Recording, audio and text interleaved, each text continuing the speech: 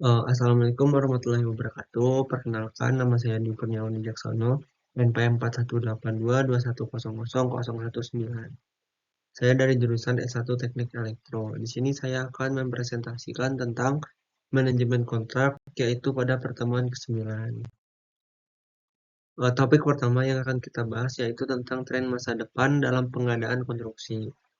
Yang pertama yaitu ada konstruksi modular dan prefabrikasi.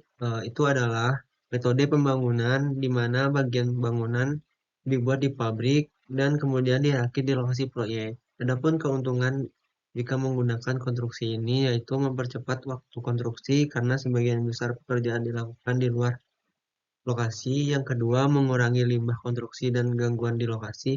Yang ketiga, meningkatkan kualitas karena produksi dilakukan dalam lingkungan terkendali. Namun, jika menggunakan konstruksi ini juga ada tantangan. Yang pertama, kebutuhan desain yang sangat presisi. Yang kedua, logistik pengiriman modul ke lokasi.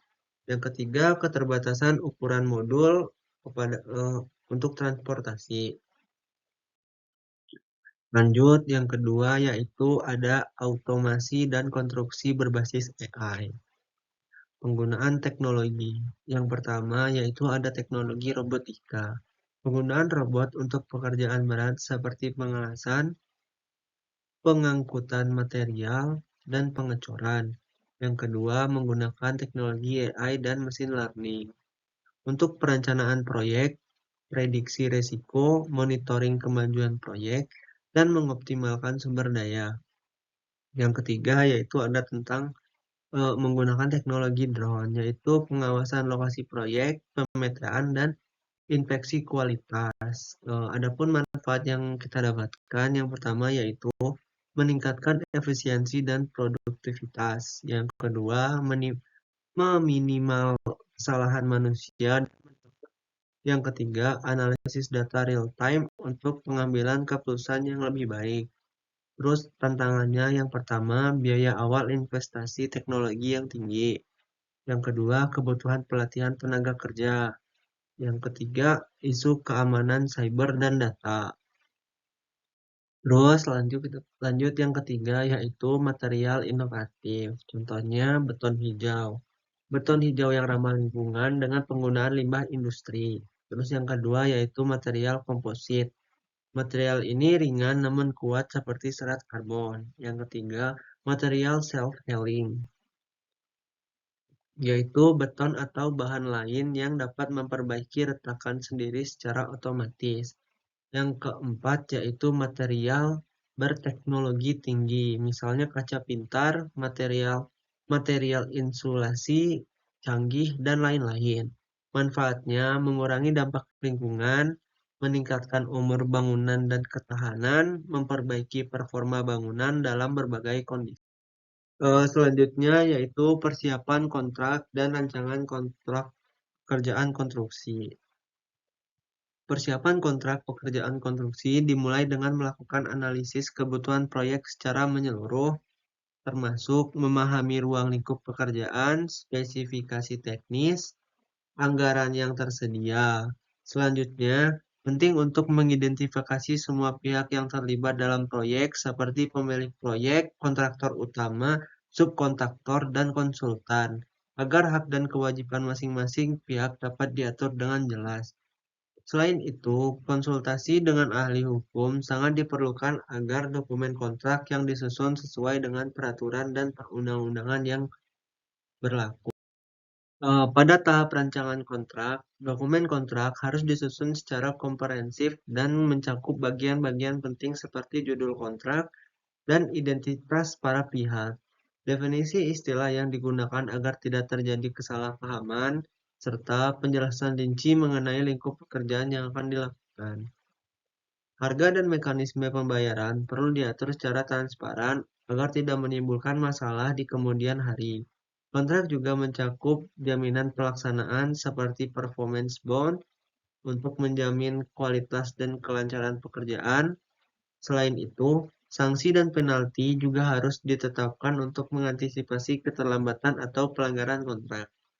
Kontrak harus memuat aturan tentang pengelolaan perubahan pekerjaan, variation order, agar penyesuaian selama proyek bisa berjalan atau dilakukan secara tertib dan disetujui bersama. Untuk mengantisipasi risiko sengketa, perlu ada klausul penyelesaian sengketa yang mengatur mekanisme mediasi, arbitrase, dan pengadilan.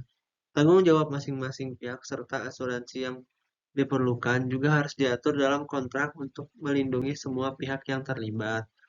Terakhir, kontrak harus memuat ketentuan force majeure untuk kondisi di luar kendali pihak-pihak terkait dan aturan pengakhiran kontrak yang jelas apabila terjadi pelanggaran atau kondisi tertentu yang mengharuskan kontrak dihentikan. Dengan demikian, kontrak pekerjaan konstruksi dapat menjadi pedoman yang kuat dan jelas selama pelaksanaan proyek. Selanjutnya yaitu tentang tujuan persiapan dan rancangan konstruksi pekerjaan konstruksi. Yang pertama yaitu mencegah sengketa dan konflik. Kontrak yang jelas dan lengkap meminimalkan intervensi ganda yang sering menjadi sumber konflik. Penyertaan mekanisme penyelesaian sengketa seperti mediasi atau arbitrase untuk mengantisipasi masalah. Yang kedua yaitu menjamin hak dan kewajiban para pihak. Kontrak harus mengatur hak dan kewajiban secara seimbang antara pemilik proyek dan kontraktor, memastikan kewajiban setiap pihak dijalankan sesuai dengan perjanjian. Yang ketiga, memastikan kepatuhan hukum. Kontrak harus mengikuti regulasi dan perundang-undangan yang berlaku agar tidak terjadi pelanggaran hukum, memastikan izin, standar keselamatan, dan ketentuan lingkungan terpenuhi.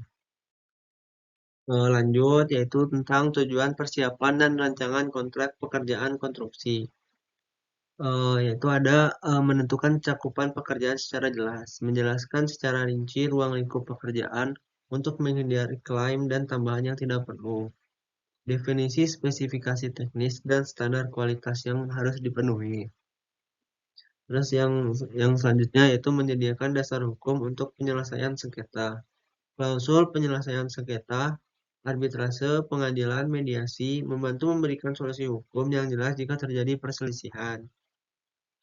Yang kedua, mengurangi risiko litigasi yang panjang dan mahal.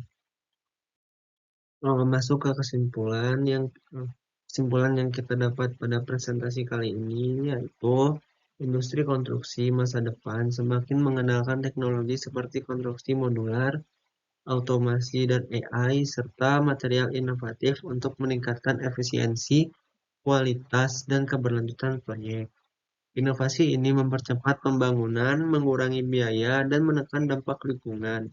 Namun, teknologi saja tidak cukup. Kontrak kerja konstruksi yang dirancang secara matang sangat penting untuk memastikan proyek berjalan dengan lancar. Persiapan kontrak mencakup analisis kebutuhan, identifikasi pihak, dan konsultasi hukum. Kontrak harus memuat unsur seperti lingkup kerja, pembayaran, jaminan, sanksi, dan penyelesaian sengketa. Tujuan utamanya adalah untuk mencegah konflik, menjamin kepatuhan hukum, melindungi hak dan kewajiban para pihak, serta memberikan dasar hukum saat terjadinya sengketa. Kesuksesan proyek konstruksi modern ditentukan oleh perpaduan antara inovasi, teknologi, dan kekuatan kontrak yang solid. Mungkin presentasi kali ini dicukupkan. Semoga ilmunya bermanfaat. Jika ada salah kata, saya ucapkan mohon maaf. Cukup sekian. Wassalamualaikum warahmatullahi wabarakatuh.